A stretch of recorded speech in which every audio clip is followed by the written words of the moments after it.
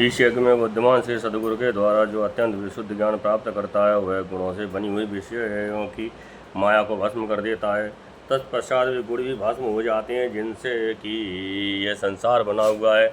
इस प्रकार सबके भस्म हो जाने पर जब आत्मा के अतिरिक्त और कोई वस्तु शेष नहीं रह जाती तब वह ज्ञानाग्नि भी ठीक वैसे ही अपने वास्तविक स्वरूप में शांत हो जाती है जैसे संविधान न रहने पर आग बुझ जाती है। प्यारे उद्धव, यदि तुम कदाचित कर्मों के कर्ता और सुख दुखों के भोक्ता जीव को अनेक तथा जगत काल वेद और आत्माओं को नित्य मानते हो तथा साथ ही समस्त पदार्थों की स्थिति प्रवाह से नित्य और यथार्थ स्वीकार करते हो तथा वह यह समझते हो कि घटपट आदि बाह्य आकृतियों के भेद से उनके अनुसार ज्ञान ही उत्पन्न होता है और बदलता रहता है, तो ऐसे मत के मानने से बड़ा अनर्थ हो जाता है, क्योंकि इस प्रकार जगत के कर्ता आपकी नित्य सत्ता और जन्म मृत्यु के चक्कर से मुक्ति भी सिद्ध नहीं हो सकेगी। यदि कदाचित ऐसा स्वीकार भी कर लिया जाए तो देह और संवत्सरादि कलावयवों के संबंध से होने वाली जीवों की जन्म मरण आदि अवस्थाएँ भी नित्य होने के कारण दूर न हो सकेंगी, क्योंकि तुम देहादि पदार्थ और काल की नित्यता स्वीकार करते हो। इसके सिवा यहाँ भी कर्मों का कर्ता तथा सुख दुखों का भोगता जीव परतंत्र ही दिखाई देता है। यदि वह स्वतंत्र हो तो दुख का फल क्यों भोगना चाहे। इस प्रकार सुख भोग की समस्या सुलझ जाने पर भी दुख भोग की समस्या तो उलझी रहेगी। अतः इसके मत के अनुसार जीव को कभी मुक्ति या स्वतंत्रता प्राप्त न हो सकेगी। जब जीव स्वरूप है, परतंत्र है, दिवस है, तब तो स्वार्थ या परमार्थ कोई भी उसका सेवन करेगा, अर्थात वह स्वार्थ और परमार्थ दोनों से ही वंचित रह जाएगा। यहाँ तक की बात स्पष्ट हो गई है कि स्वयं प्रकाश ज्ञान स्वरूप नित्य एक ही आत्मा है। कर्तृत्व भोक्तत्व आदि धर्म देह के कारण है। आत्मा के अतिरिक्त जो कुछ है वह सब अनित्य है और मायामय है। इसलिए आत्मज्ञान होते ही समस्त विपत्तियों से मुक्ति मिल जाती है।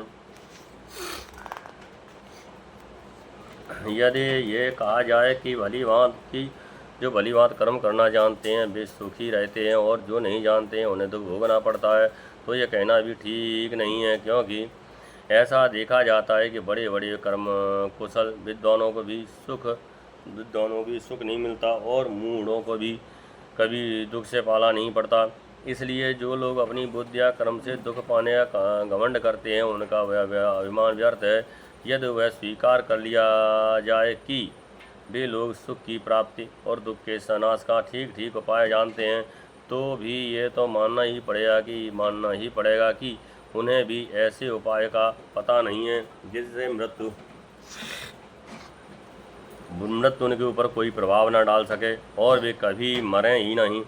जब मृत्यु उनके सिर पर नाच रही है तब ऐसी कौन सी भोग सामग्री या भोग कामनाएं जो उन्हें सुखी कर सके।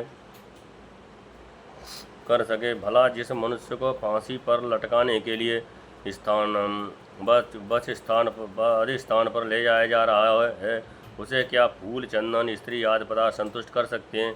कदापि नहीं। अतः पूर्वोक्त मत मानने वालों की दृष्टि न सुख की सिद्ध होगा और न जीव कुछ पुरुषार्थी रहेगा।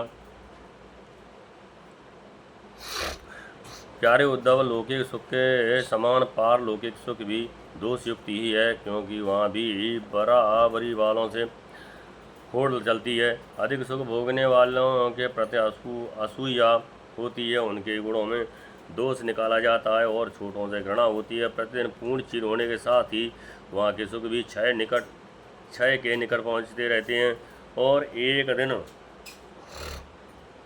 नष्ट हो जाते हैं। वहाँ की कामना पूर्ण होने में भी याजमान, ऋतुध्वज और कर्म आदि की त्रुटियों के कारण बड़े बड़े विघ्नों की संभावना रहती है। जैसे हरी भरी खेती भी अतिवृष्टि अनावृष्टि आदि के कारण नष्ट हो जाती है, वैसे ही स्वर्ग भी प्राप्त होते होते विघ्नों के कारण नहीं मिल पाता। यदि यज्ञ आदि धर्म बिना किसी विघ्न के पूरा हो जाए तो उसके द्वारा जो स्वर्गाद लोक मिलते हैं उनकी प्राप्ति का प्रकार मैं बतलाता हूँ।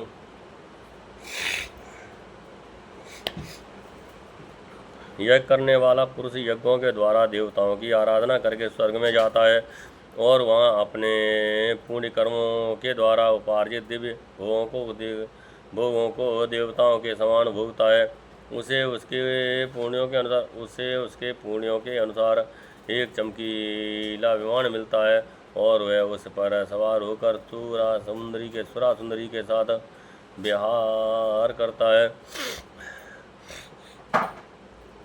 गंधर्वगण उसके गुणों का गान करते हैं और उसके रूप लावण्य को देखकर दूसरों का मन लुभा जाता है।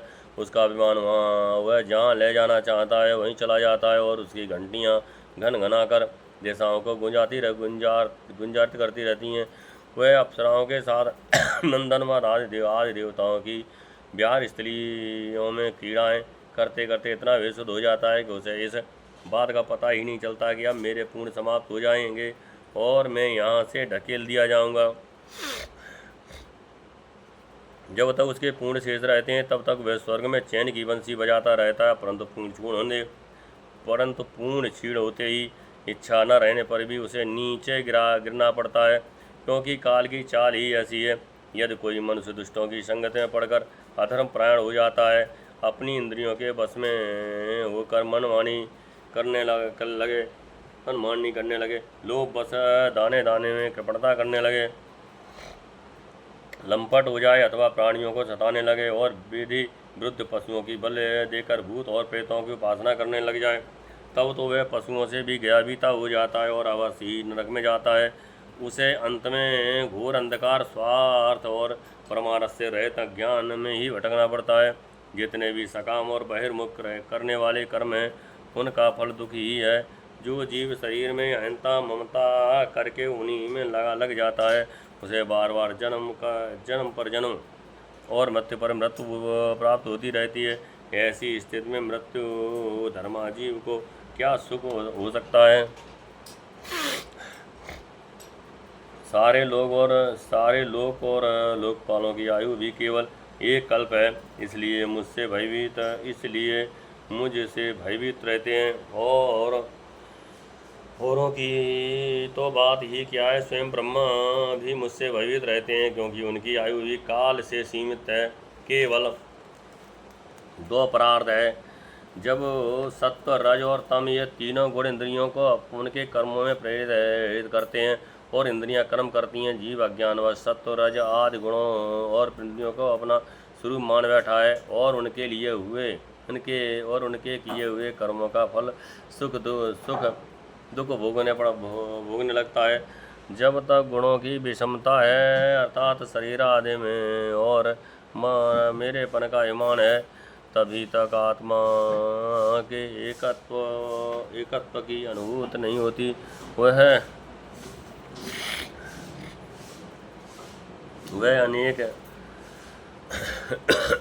अनेक जान पड़ता है और जब तक आत्मा की अनेकता है तब तक उन्हें काल अथवा कर्म किसी के अधीन रहना ही पड़ेगा। जब तक परतंत्रता है तब तक ईश्वर से भय बना ही रहता है। जो मैं और मेरेपन के भाव से ग्रस्त रहकर आत्मा की अनेकता परतंत्रता आज मानते हैं और वैराग्य न ग्रहण करके बहिर्मुख करने वाले कर्मों का ही सेवन करते हैं, उन्हें शोक और मोह की प्राप्ति होती है। प्यारे उद्धव, जब माया के गुणों में क्षोभ होता है तब मुझे आत्मा को ही काल, जीव, भेद, लोक, स्वभाव और धर्म आदि अनेक नामों से निरूपण करने लगते हैं। ये सब मायामय हैं, वास्तविक सत्य में आत्मा ही हूँ। उद्धव जी ने पूछा, भगवान, यह जीव देह आदि रूप गुणों में ही रह रहा है, फिर देह से होने वाले कर्मों या दुख सुख आदि रूप फलों में क्यों नहीं बनता, अथवा ये आत्मा गुणों से निर्लिप्त है, देह आदि के संपर्क से सर्वथा रहित है, फिर इसे बंधन की प्राप्ति कैसे होती है। बद्ध अथवा मुक्त पुरुष कैसा बर्ताव करता है, वह कैसे विहार करता है, यह किन किन लक्षणों से पहचाना जाता है, कैसे भोजन करता है और मल त्याग आदि कैसे करता है, कैसे सोता है और कैसे उठता है और कैसे चलता है। अच्युत प्रश्न का मर्म जानने वालों में आप श्रेष्ठ हैं, इसलिए आप मेरे इस प्रश्न का उत्तर दीजिए। एक ही आत्मा अनादि गुणों के संसर्ग से नित्यबद्ध भी मालूम पड़ता है और असंग होने के कारण नित्य युक्त भी। इस बात को लेकर मुझे भ्रम हो रहा है और असंग होने के कारण नित्य मुक्त भी। इस बात को लेकर मुझे भ्रम हो रहा है। इस श्रीमद्भागवते परम महापुराणे परमहंसायां सहितां एकादश स्कंदे भगवद उद्धव संवादे 10वां अध्याय। जय जय श्री राधे।